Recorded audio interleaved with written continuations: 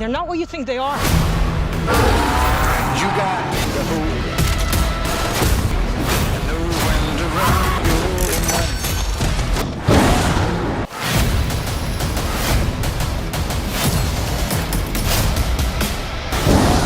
You got the when to hold. When to hold. Hey everybody, Arctic Ninja Paul here, and I just got out of Zack Snyder's Army of the Dead, so I wanted to share with you guys my thoughts, as I know a lot of you are very excited for it. I was very excited for it, and so here we go. Let's talk about Zack Snyder's Army of the Dead. So first off, just to get it clear out in the open, I had a great time with the movie. It's a fun as hell movie. It's super cool. It's super slick. It's a Zack Snyder movie. That being said, I do have to say that it did not check all the boxes for me, and I did have some gripes, and I do have some issues with the film, that a lot of them come down to kind of logic and storytelling issues, but also some character issues as well. So I'm going to dive into that, but just to give you a quick, brief rundown, and for those that don't want spoilers, this part's for you. I will go into a little bit of spoilers, but I'm not going to talk about character deaths and things like that. So I'll go a little bit into that in the next part. So this is your non-spoiler, what I thought, and overall, I had a great time with it. For starters, Zack Snyder has crafted another film that has a universe, right? This is a franchise starter, and it feels that way from top to bottom. So there's a lot going on here, a lot of world building that honestly could last infinitely if they so desired to just continue making these for as long as they want. I think that this particular zombie franchise has a lot of potential and a lot of thought went into it. That being said, there are still some issues in terms of how it's presented and ultimately how the characters work within the framework of this new universe. So I'll go into that a little bit. So ultimately what we have is a lot of the same things that you love from a Zack Snyder movie. You've got the great kind of the music montage thing. Zack has a great use of music. Some may argue differently. I think it's great. He chooses a lot of out-of-the-box kind of choices for his music, and I think it really works. Works well in that sense. And it just, some of it is, I guess you could say, expected music. Some of it is very, in terms of the sequences that are put on film, very Watchmen-esque. So you have that to look forward to.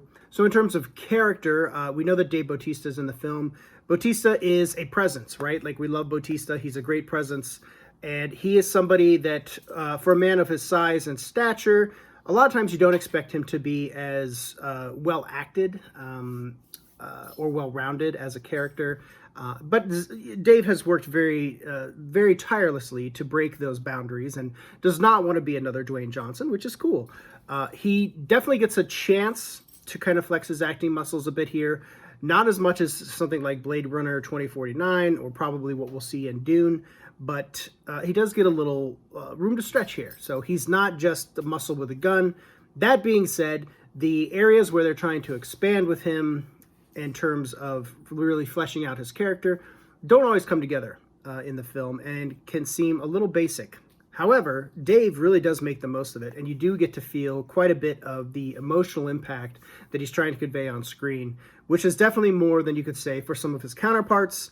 And, it's nice to see Dave kind of stretch into that realm, even if the material itself doesn't give him the full breadth that he would need to really make it sell. And that's ultimately not his fault. That sadly comes down to Snyder. The supporting cast is great. It is a healthy mixture of basically a global cast of people from all different origins, races, genders, all that stuff, which is cool. It makes for a nice, kind of your Wild Bunch style configuration, which is kind of what you expect from a zombie movie, right? You expect that there's going to be these characters and kind of wild caricatures. That being said, nobody really came off as particularly well developed. They all kind of fit a specific stereotype, a specific mode, and that seemed to work for those characters, which isn't to say there aren't standouts, because there are standouts, and I'll mention them here in a second. But the character work, I think the attempt was made to make the characters really shine. It doesn't always work, and it doesn't come across necessarily in a way that is going to leave a big impact. That being said, there are people in this movie that I really, really enjoyed, more so than I thought I would, and hope to see more from them in the future. The one standout, the person that I ended up liking the most in the movie, surprisingly, mostly because I thought it would be kind of your standard issue folks, was Omari Hardwick. His character is very interesting. He's got kind of this philosophical side to him, and it's fun to see him kind of develop throughout the movie. He has a friendship as well that develops throughout the film, which was cool to see. And ultimately, he just had this great presence. He really reminded me of kind of like Michael J. White, you know, like a younger Michael J. White, or even almost like a clone of Michael J. White. Like, really, they should be hiring Omari Hardwick to play Spawn in the new movie if they ever make it, which they probably won't. Anyways, Omari Hardwick, I really liked him. He had this great charisma, this great presence, and his physique is amazing. Like, this guy is like built like a brick shithouse. Like, damn, dude is in badass shape. He is ready for a superhero role, whatever you got. Like, just, you know, fill him in. I was impressed. Like, he just had a great presence. Man, I would almost argue a little bit better than Bautista's, who, you know, but maybe that's partly because we know Bautista, right? Like, we know what he's bringing to the table. That being said, Bautista still does get his moments to shine in the film in terms of action. So that was great to see. I wish there was a little more of it. But what we did get was pretty dope. And actually, the scenes that really shined were the ones that I had seen when I was on set. You know, when you see it on set, though, it's, you know, they're just going through the motion, so you don't really know what it's going to be when it finally hits the big screen. And that was cool. The big screen, that brings me to the fact that I saw this in a theater. So some of you may have the opportunity to do it if it's opening or playing in your area. I recommend it. This movie was shot to be played on Netflix, on your TV, but it's who doesn't want to see a Zack Snyder movie on the big screen? So this is a great opportunity. We got gypped out of the last one. I'm still dying to see Zack Snyder's Justice League on the big screen, and I hope I get that opportunity. So I'm really glad that I went and was able to see it early on the big screen. So if the opportunity presents itself for you, I highly recommend it. Go and check it out and enjoy it. So, and it looks great. I didn't notice anything where I was like, oh, this looks like it was made for TV or something like that. No, this looks like a full feature film. And, you know, with Zack being the director of photography and using these, you know, crazy depth of field lenses and everything, really just, you know, it pops on screen. And I'm actually really looking forward to watching it again at home, just to kind of compare and contrast and see how that plays, and if it plays any differently. Maybe it will, I don't know. The other person I was impressed with was Nora Arnezeder, who plays the Coyote. A really interesting character, you know, kind of came off at first as like, okay, so she's going to be like the badass chick kind of thing. But she's actually, you know, really good, really solid, and I really liked her character. You also have Raúl Castillo. He's quite good, actually. I kind of expected him to be really obnoxious, but actually he's pretty good. But his character is one that I had one of the biggest problems with, just in terms of the character, not in terms of performance. And I'll talk a little bit about that more in the spoiler portion. Again, I can't really go into too much detail with them just because of the spoilery nature of the characters, but suffice it to say, it's a great cast. It's a really great cast. I just don't feel like each and every one of them was used to their full potential. And you may say, well, hey, it's a zombie movie. What do you expect? Well, it's Zack Snyder. I do have higher expectations on that front. Because he typically does do some pretty solid character work. Unfortunately, with Army of the Dead, I think one of the biggest problems with the film is that I think Zack Snyder is a phenomenal director. He's, I think, just a pretty okay writer. So that's just my opinion. Take it for what it's worth.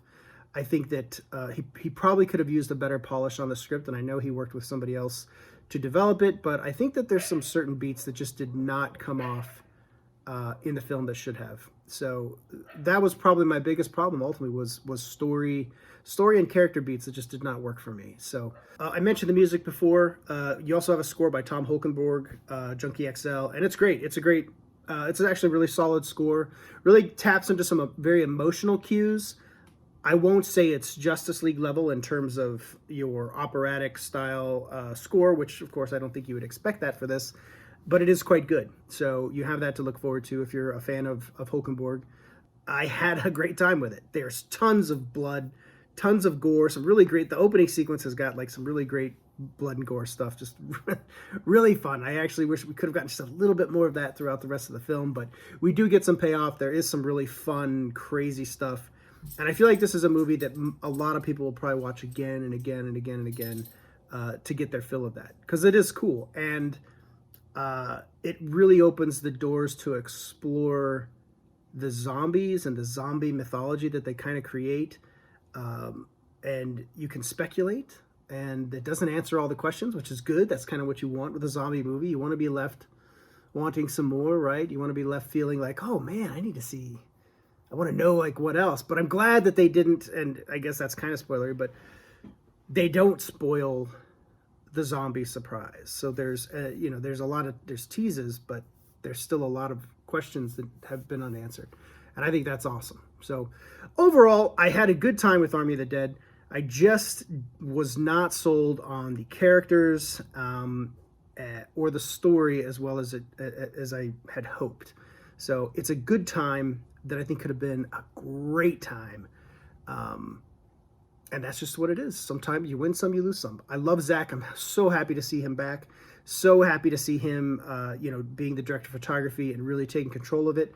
I hope that for his next effort that he pulls in some great writers to really help him just bring his vision to life in a way that feels complete. So that is the short and sweet. So now, for those of you that don't want any spoilers, and I'm not, to be clear, I'm not going to spoil any deaths. There will be no death spoilers here. I actually just want to talk a little bit more, kind of explain myself in terms of what I'm not feeling in terms of the issues that I had with the film, and talk about some of the cool stuff too. So now is your time to check out if you don't want to hear any of that stuff. What is this? Valentine. Valentine. There's a goddamn zombie tiger. That's crossing the line. Let me just briefly talk about the issues that I had with the film, and it does venture into a little bit of spoiler territory. So anyways, Bautista is tasked with, if you haven't seen the trailer, don't know anything about the movie, with going into Vegas to basically heist this safe that has like millions of dollars in it. I forget the exact amount. He decides to take the job, and he has a certain amount of time to do it because they're getting ready to nuke Vegas. Here's where I have the problem, okay? Why did they wait that long to do this job? So I understand by a storytelling setting, you may say, well, we want to create the tension. I just don't buy that they would wait that long. Like, oh, hey, they're going to nuke the place in 3 days. Let's put together a ragtag team to go in there and get this money. That just doesn't really add up. It doesn't make sense. For people that are supposed to be smart and super wealthy, why would you wait that long? It just doesn't add up. And again, some of this, I know some of you will say, well, dude, come on, it's a zombie. Just come on. I get it. I get it. Listen, I can suspend disbelief, but you need to make me believe it. You need to make me buy it, okay? I can't suspend it if I can't buy it. And there's certain things here where I'm like, huh? The other problem I had was with the crew that Bautista assembles. And one of the biggest things that stood out was Raúl Castillo's character. It makes no sense that they would bring this guy on this mission. He's like this YouTube guy that like sneaks in and shoots zombies for clicks. Even still, I don't know what he's doing on that mission. Why is he there? It just makes no sense that he's on this mission. And then he brings two people with him. He brings Samantha Win, and he brings this other guy who decides he's not going to go on the mission because it's crazy. Probably the smartest guy of the group.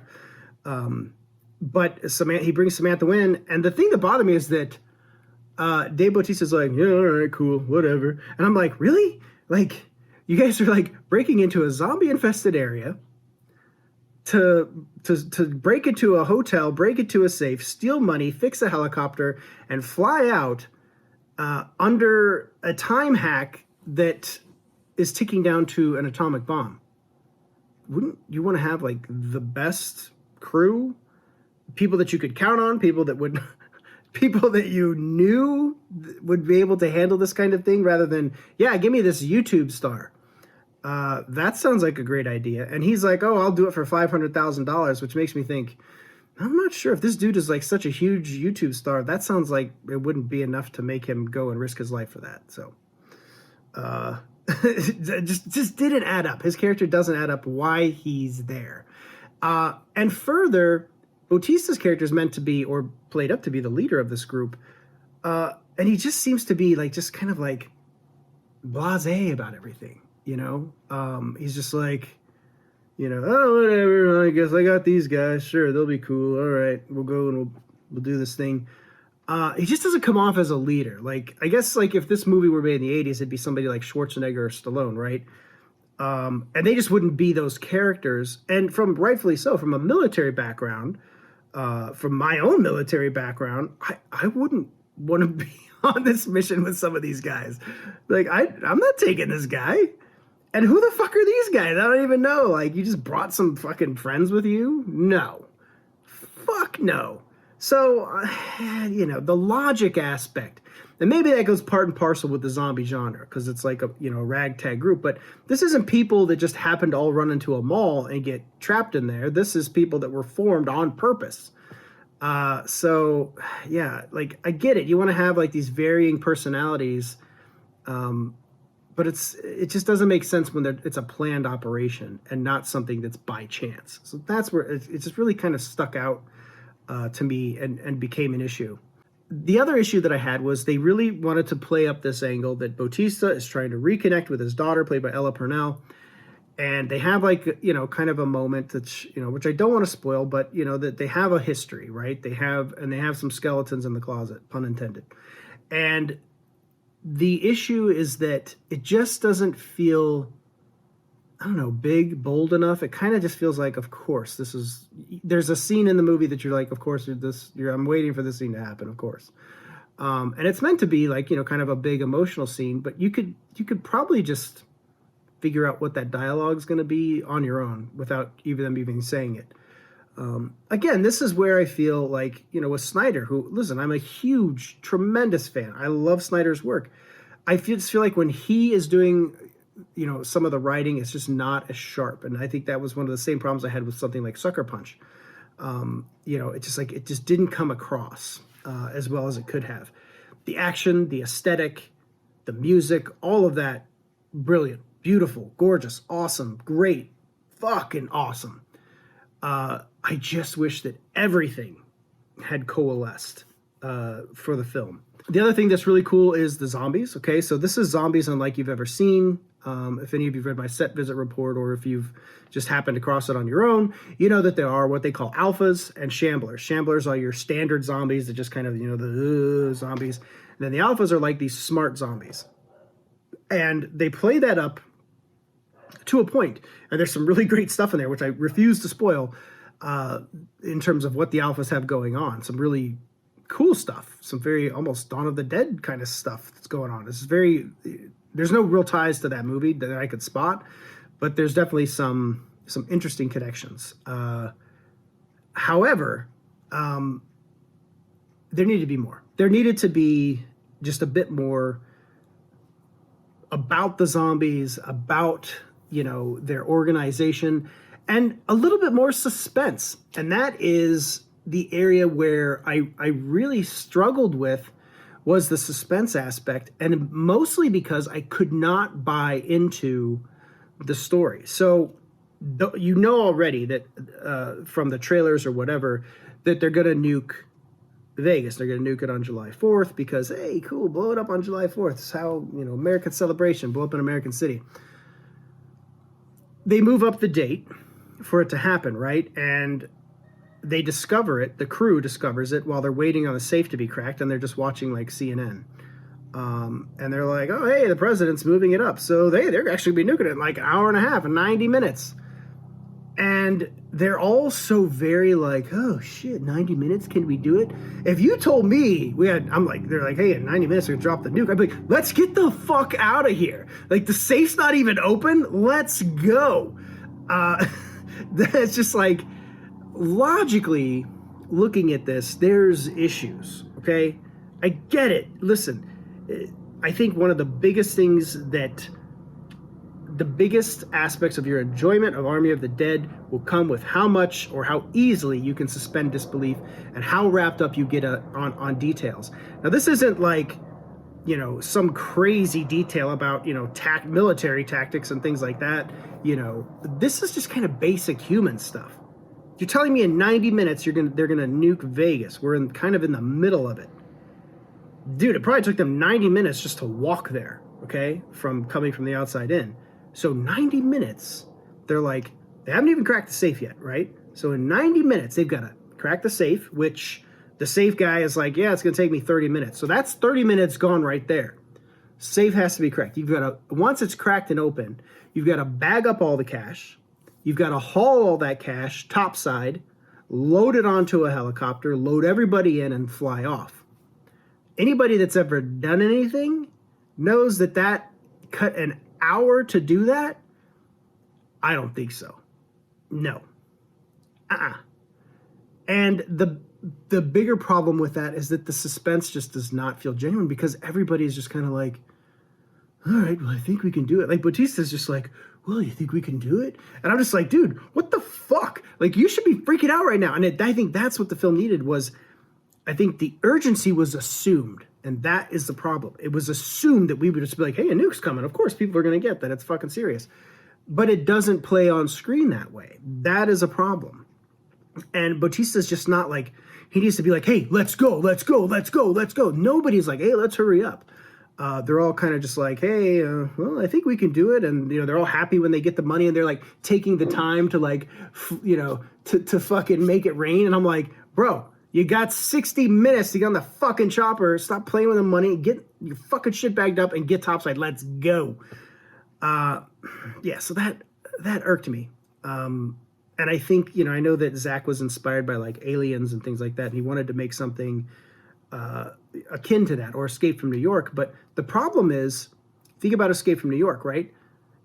Snake has the timer. He has his watch that's like, hey, you know, he's counting down. He's like, I'm going to fucking die if I don't get there in time. And it's, you feel that moment. You feel that countdown, right? Same thing with Aliens, right? So that was another influence. Like when Ripley's like, I'm going to go get Newt. And you know that she has like minimal time. You see the place falling apart around her, and you feel it. You feel the urgency of it. With Army of the Dead, however, it's just that urgency isn't there because none of the characters really show it. And of course, and this is spoiler territory, so warning.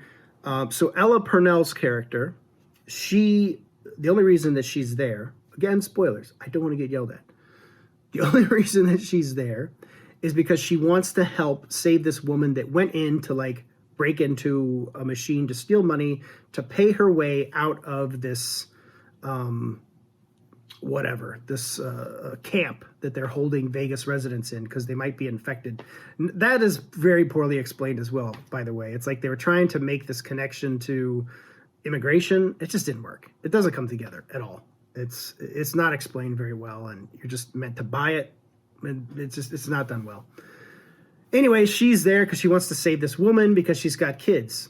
We never really see what happens to the kids. Where are those little kids? She has 2 little kids. Like, I guess they got moved to another camp. Whatever. The biggest problem here is the motivation for her going to save this woman doesn't make sense. Like, why? Just because you're nice? Because you have a big heart? Because she has kids? I guess that's supposed to be enough, but it's not. It's not for me. I'm just like, you know, is there something super special about this woman? Like, what is it? What is the bond? And I think that's what we needed to see. We needed the why. Why would she do that? Okay. Another issue that I had was that when she's convincing her dad, Dave Bautista, like, hey, I'm coming in because I want to find these chicks. He's like, you never leave my sight. That's the deal. You know, as soon as he says it, like, this bitch is going to run off. You know it's coming. You know it. Beyond that, his whole team is decked out. They're kitted up. They're maxed out. They got their vests. They got fucking guns, mags, protective gear, all this other stuff. His daughter has like a cutoff t-shirt and jeans, and they give her a pistol. If it were my kid, I'd be like, find her a fucking bulletproof vest, get her some fucking gauntlets for her arms. I want her to have 3 fucking guns, grenades, boots, fucking cargo pants. Deck this fucking chick out. Nope. He's just like, here's a gun. Stay near me. What? That's too much. You're asking too much of me. You're asking too much, Zach. I can only give so much. So anyways, that was that. The issue there is like her motivations for running off just don't add up. They just don't. It's not built in a way that you're like, oh, I get it. Of course you would go and try and save that chick. More like you're like, dude, you have like millions of dollars. You have your dad. You're rekindling this relationship. This chick's probably not even alive. It's a dumb risk. And of course she runs off. She runs off when they're in the 60-minute countdown for a fucking nuke coming. Who are you going to save? What?